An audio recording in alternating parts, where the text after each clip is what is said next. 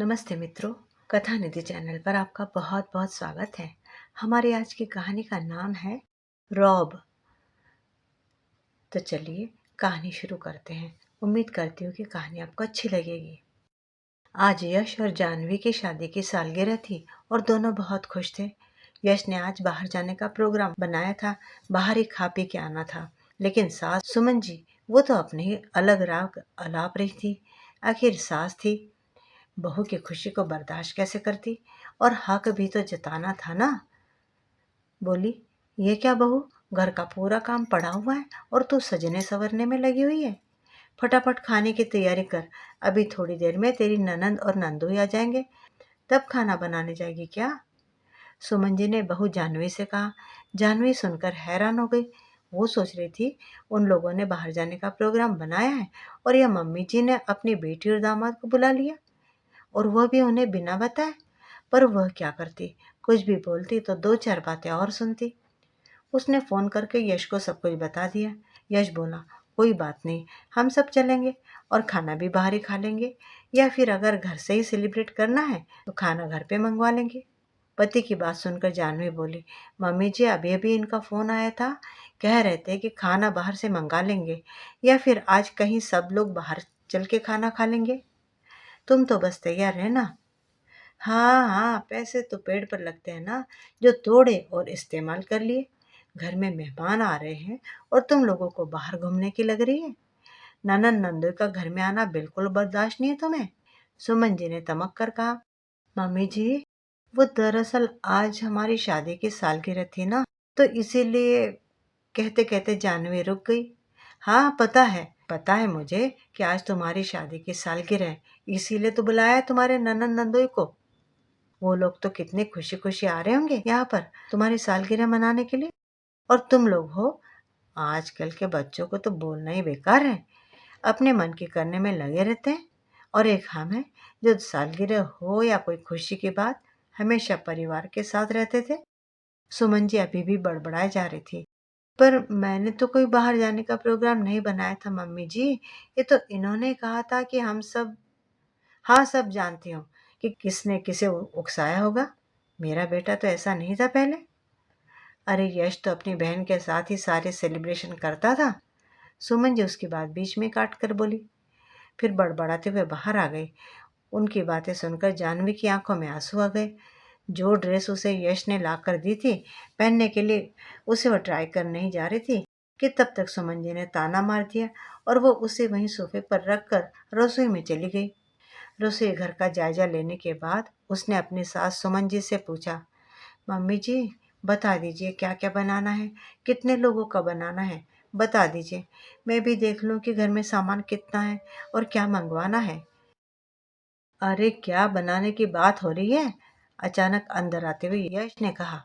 उसे घर में देखकर सुमन जी ने पूछा, तू इतनी जल्दी कैसे आ गया, आज जल्दी छुट्टी हो गई क्या तेरी ऑफिस की। अरे ऑफिस की छुट्टी नहीं हो गई, बल्कि मैंने छुट्टी ली है। आज हमारी शादी की सालगिरह है, वो भी पहली, कुछ स्पेशल करना तो बनता है ना माँ, तो सोचा आज के बाहर ही घुम आते हैं। यश ने सोफे पर बैठते हुए कहा। अरे तो बाहर कहाँ जाएगा, अभी तेरी बहन और जीजाजी को बुला लिया है, यहीं घर पर सेलिब्रेशन हो जाएगा, साथ ही फैमिली गेट टुगेदर भी हो जाएगा।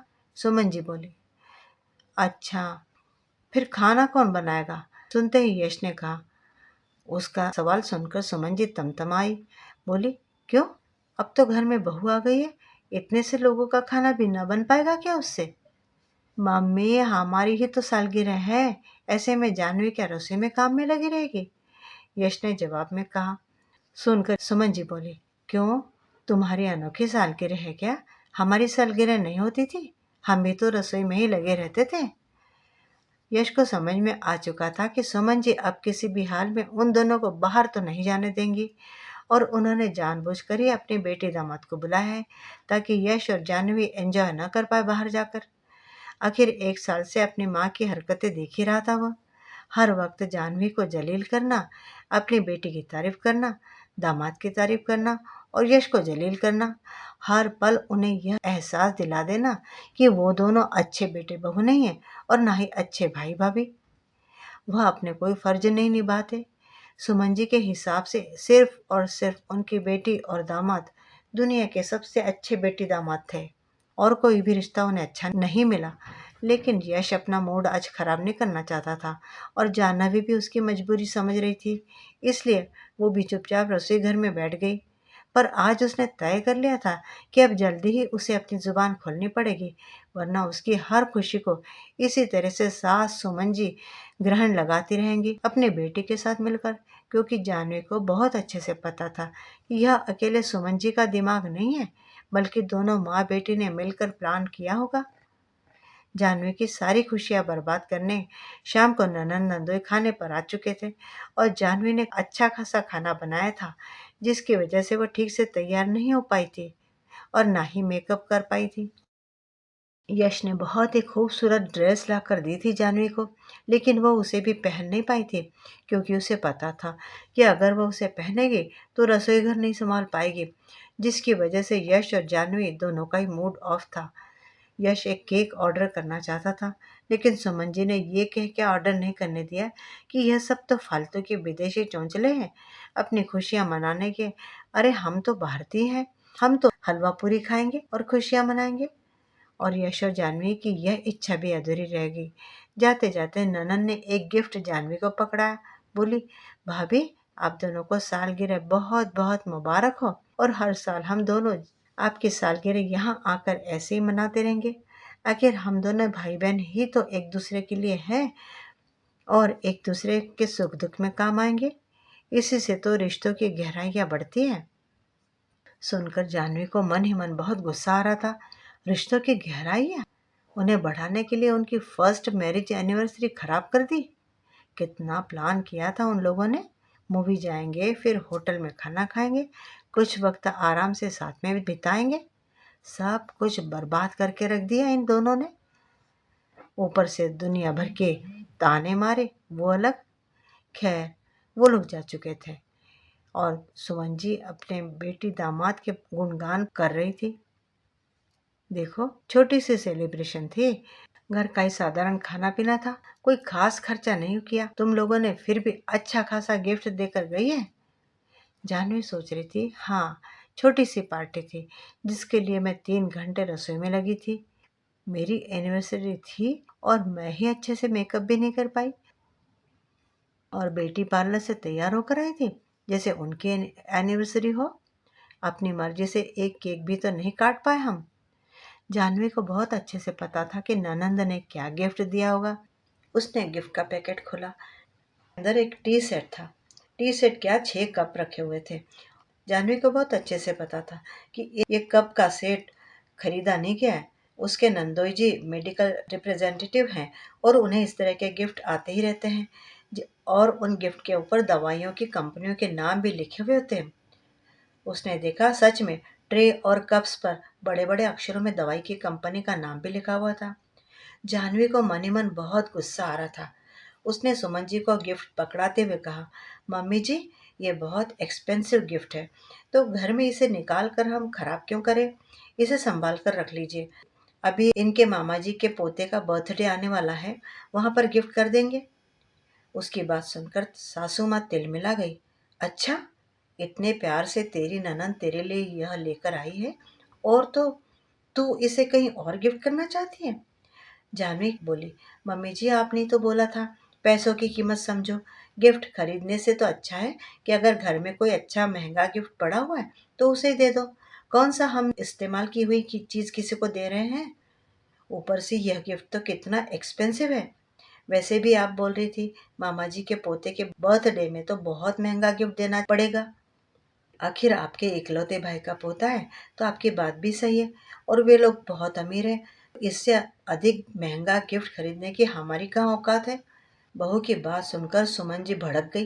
बोली, हाँ हाँ, मेरे भाई के पोते के लिए यही 2 कौड़े की फ्री में आई हुई कप सेट ही बचे हैं, जिस पर कि दवाई की कंपनी का नाम भी लिखा है।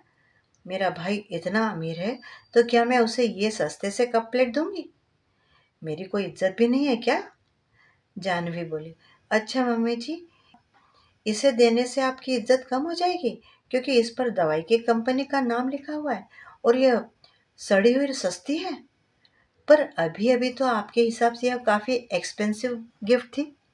मतलब यह गिफ्ट अगर आपकी बेटी आपके बेटे और बहू को दे तो ये बड़ी एक्सपेंसिव है, लेकिन आपके मायके वालों के लिए यह बेकार और सस्ती सी है, घटिया गिफ्ट है।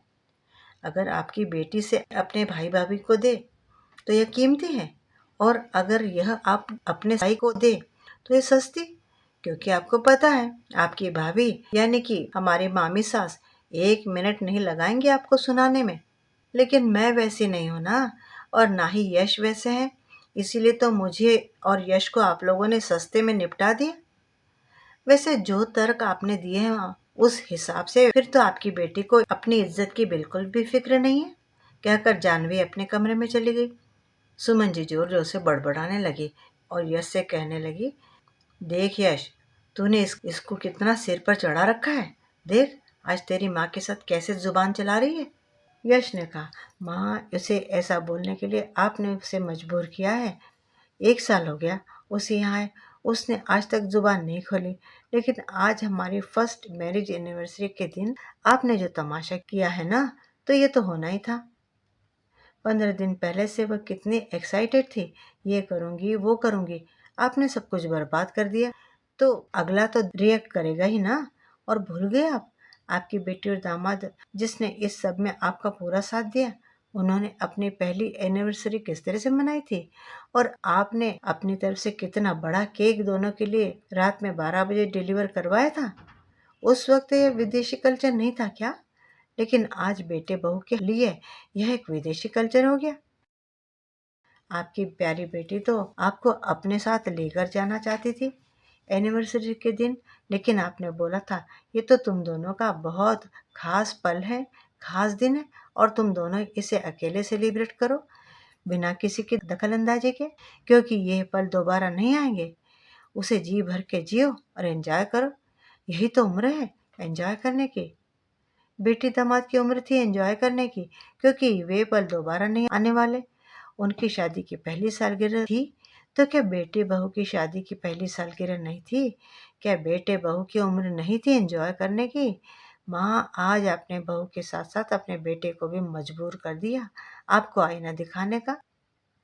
आज मैं खुले शब्दों में बोल रहा हूँ, बदल लीजिए खुद को, वरना हम दोनों बदल जाएंगे और उसके लिए जिम्मेदार आप होंगी। और साथ ही साथ अपनी बेटी दामाद को भी बता दीजिए कि अपना स्वभाव बदल ले और मेरे घर में आग लगाना बंद करे, वरना जो डायलॉग वह मारती रहती है ना कि हम दोनों भाई बहन ही तो एक दूसरे के साथ खड़े रहेंगे, वो मात्र एक डायलॉग ही रह जाएगा, क्योंकि जब दिलों में दरार आ जाएगी तो रिश्ते निभाने बेमानी हो जाएंगे। सुमन को उम्मीद नहीं थी कि यश और जानवी से ऐसे जवाब की, क्योंकि आज तक यश ने कभी मुंह नहीं खोला था उन दोनों के सामने। लेकिन आज शायद उन्हें भी समझ में आ गया था कि मुंह नहीं खोलने का नतीजा यह हुआ कि अपने ही घर में अपनी एक खुशी अपने हिसाब से पूरी नहीं कर पाए। उनकी लाइफ के फैसले भी उनकी माँ और बहन लेने लगी, जो हक उन्होंने कभी उन्हें दिया ही नहीं, उन्होंने खुद ही ले लिया। पर अब ऐसा कुछ नहीं, क्योंकि अब उन्होंने जबान खोल दी थी। यश जाते जाते सुमन जी से ये बोला, मम्मी आज आपने मेरा वह पल जो मेरी जिंदगी में दोबारा कभी नहीं आएगा पूरी तरह से खराब कर दिया, और यह बात मैं जिंदगी भर याद रखूंगा कि आपने अपने बेटे के साथ क्या किया, वो भी अपने बेटे के साथ मिलकर। और हमारे आगे के सारे रिश्ते और फर्ज निभाते वक्त मुझे और जानवी को ये पल जरूर याद आएगा। सुमन देवी चुप थी, क्योंकि वह समझ चुकी थी कि अपनी अकड़ और गुमान में और बेटे बहू को दबाकर रखने के जुनून में आज वह अपनी बेटी के साथ मिलकर बहुत बड़ी गलती कर चुकी है, ऐसी गलती जिसे सुधारा नहीं जा सकता। और सच में यह पल बेटे बहू की जिंदगी में दोबारा थोड़े ना आएगा।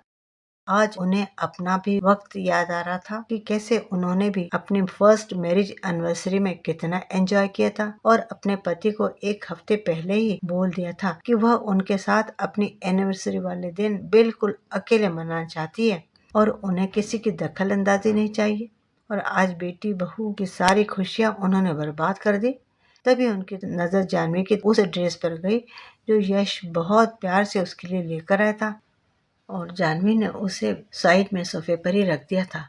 शायद ठीक से खोलकर देख भी नहीं पाई थी और ऐसे ही सोफे पर रखकर किचन में लग गई थी। सुमन जी को अपनी गलती का एहसास तो हो ही चुका था, पर सिवाय पछताने के वह कुछ और नहीं कर सकती थी। मित्रों, उम्मीद करती हूँ कि कहानी अच्छी लगी होगी, तो एक लाइक ज़रूर कीजिएगा। कहानी के बारे में अपनी राय भी कमेंट बॉक्स में ज़रूर लिखिएगा और चैनल पर नए हो तो चैनल को सब्सक्राइब भी ज़रूर कर लीजिएगा। कहानी सुनने के लिए बहुत बहुत धन्यवाद।